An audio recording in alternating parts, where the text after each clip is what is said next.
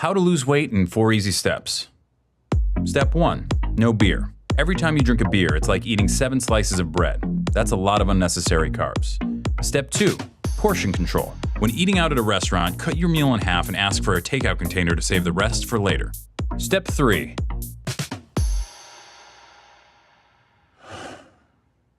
Have your heart broken. And not just broken, but shattered by a girl who never loved you and never will.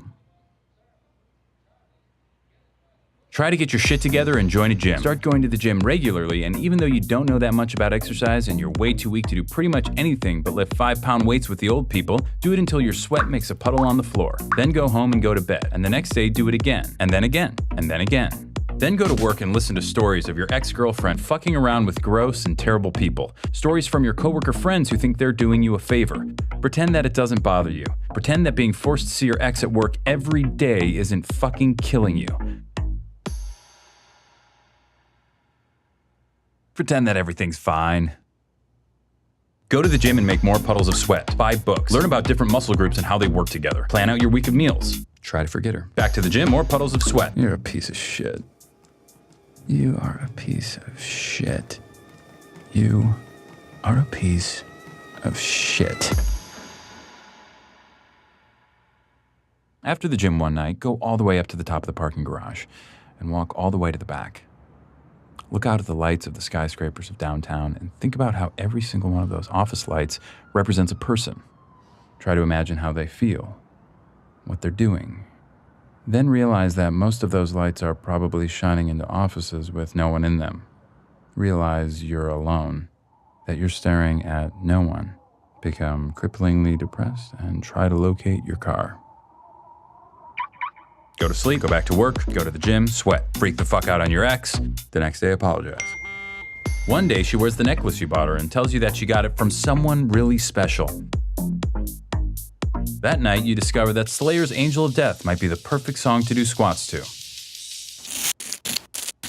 Start to make friends at the gym. You used to look down on bro nods and fist bumps, but since that's how gym rats communicate, that's become the language you speak most often. Max and you spot each other on Wednesdays, Vinny and you spot each other on Fridays. It's important not to forget that you're a piece of shit. Work, gym, food, sleep, over and over. More fist bumps, more sweat puddles. Your body changes slowly, then all at once. You hit your goal weight, pick a new one, then hit it again. You go out and buy new clothes. You receive wave after wave of compliments. Your ex tells you that she's seeing someone else. Fucking bullshit. That night you go to the gym. You run farther and lift more than you thought your body was capable of. You go home and eat a single chicken breast and steamed vegetables. You go to sleep. You dream of a bottomless black puddle. No.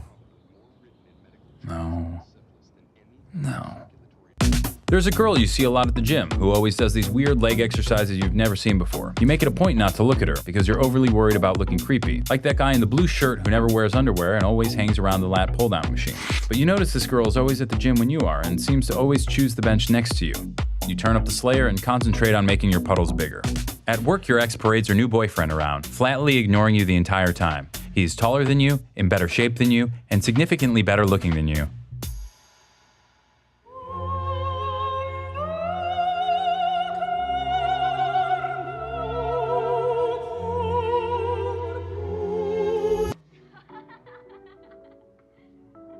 Fucking bullshit. That night, you bench press double your body weight. You sneak a photo of yourself in the mirror and email it to yourself with the subject heading, "You are a warrior." The next day, you are more disgusted with yourself than you've ever been, and you delete it immediately.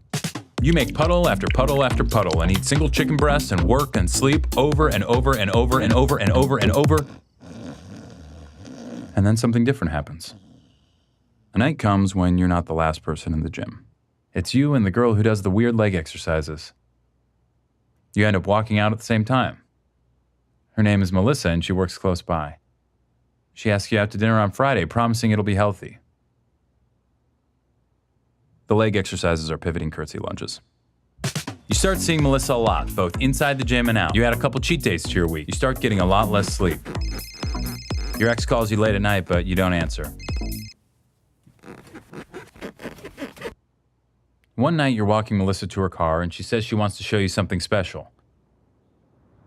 You both stand there in the dark, looking out over the lights of downtown. "Isn't it pretty?" she says, "with all those lights?" You tell her that you think it is, but it also makes you feel sad. All those lights mean nothing. They're just shining into cold, lonely offices with nobody in them. But Melissa tells you that each light is an empty office, but they're only empty because the people have all gone home for the day. Each one's a person who's at home, happy with the one they love.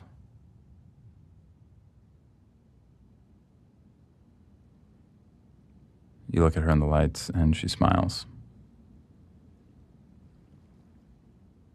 Something in your chest expands.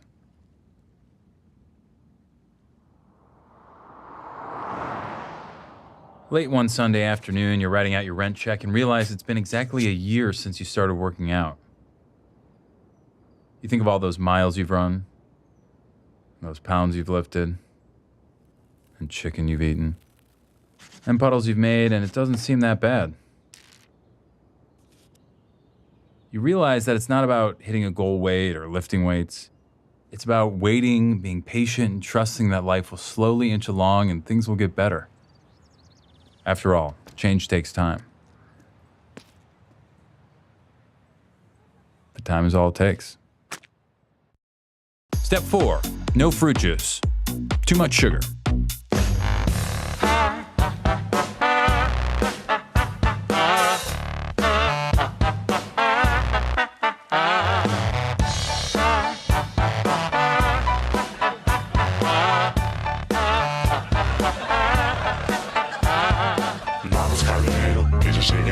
Cuida bien tu planta, crea con esmero, enciende tu pipa, dale a tu tripa, acrecienta tu conciencia, fuma tu plantita. Por eso baila sin control de tu mente crítica, percibe la realidad como mágica.